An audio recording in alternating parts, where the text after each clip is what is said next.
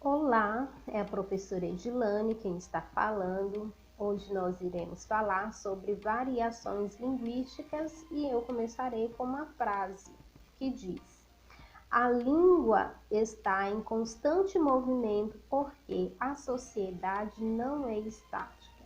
O que são as variações linguísticas? Então, são as variantes da língua que foram criadas pelos homens e a cada dia elas são reinventadas. Por quê? Porque a sociedade ela está em constante movimento, então a língua que é falada pelos falantes inseridos dentro dessa sociedade também sofre modificações, né? Algumas palavras caem em desuso e outras palavras são reinventadas, são criadas por esses falantes. Por isso que a língua não é estática, porque os falantes eles não são estáticos. A sociedade não é estática. Ela sofre modificações, né? Então essa língua também acompanha essa sociedade evoluindo, se reinventando e também sofrendo modificações. Então, dessas reinvenções surgem as variações que envolvem diversos aspectos: aspectos sociais, aspectos geográficos, aspectos históricos, culturais e muitos outros. Existe a variação geográfica ou diatópica. O que é essa variação? Então, ela está relacionada com o local em que é desenvolvido, ou seja, é mais uma situação quanto à região, né? Regionalismo, por questão de regionalismo, né? Os falantes daquela região eles falam de determinada forma e os falantes de outras regiões também adotam outros tipos de fala, tá?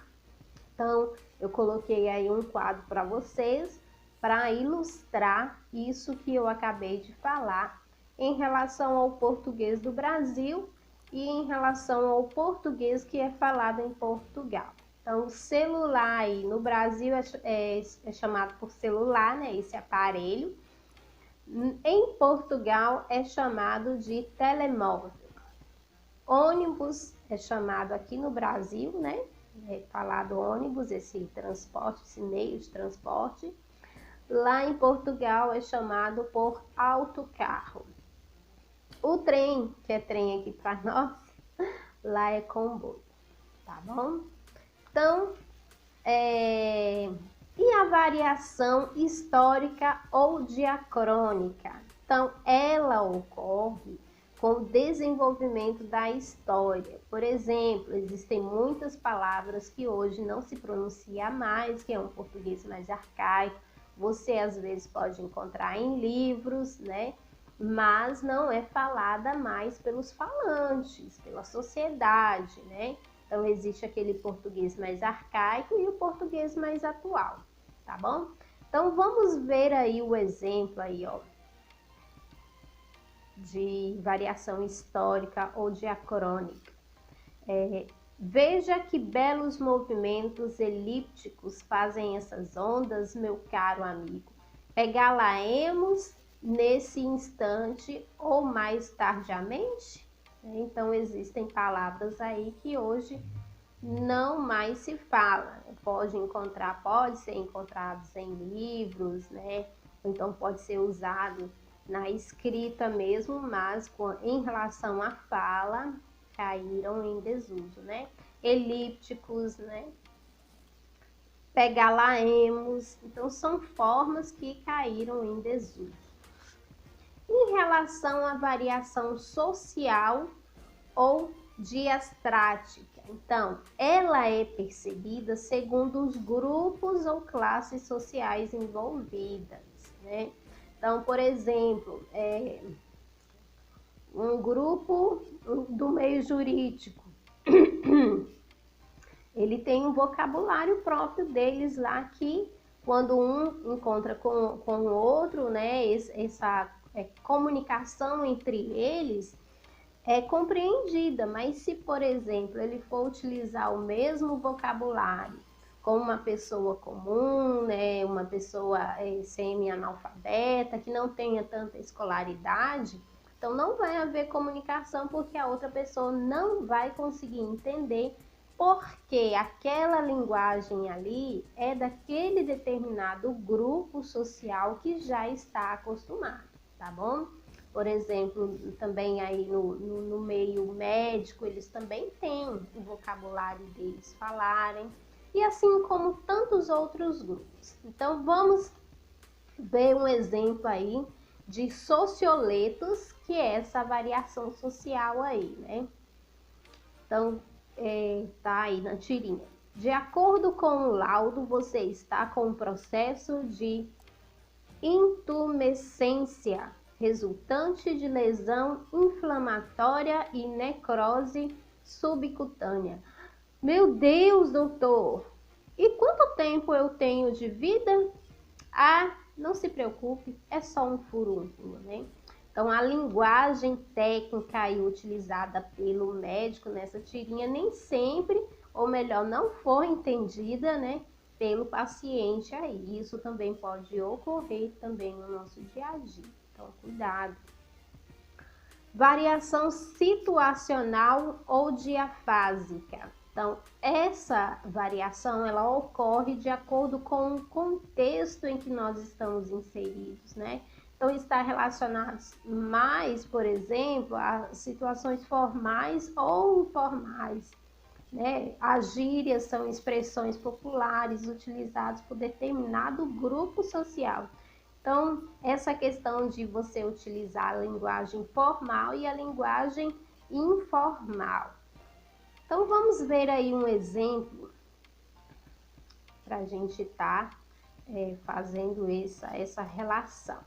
Então, o nome da gíria, levar o cano, significado, ficar esperando em vão. Então, a gente vê aí um desenho, né? E esse tipo de comunicação aí é através da língua brasileira de sinais, que ela também tem as suas gírias, né? Então vamos lá. Então, mão em S, primeiro, mão esquerda em S, palma voltada para baixo, apontando para a direita, expressão negativa. Mão em Y, mão direta em Y, mão direita em Y. Palma voltada para trás, à frente da mão esquerda. Mover a mão esquerda para trás até o mindinho tocar o queixo. Então, aí ele quis mostrar que também dentro da língua brasileira de sinais existem as gírias, né? E esse foi o modelo aí para vocês.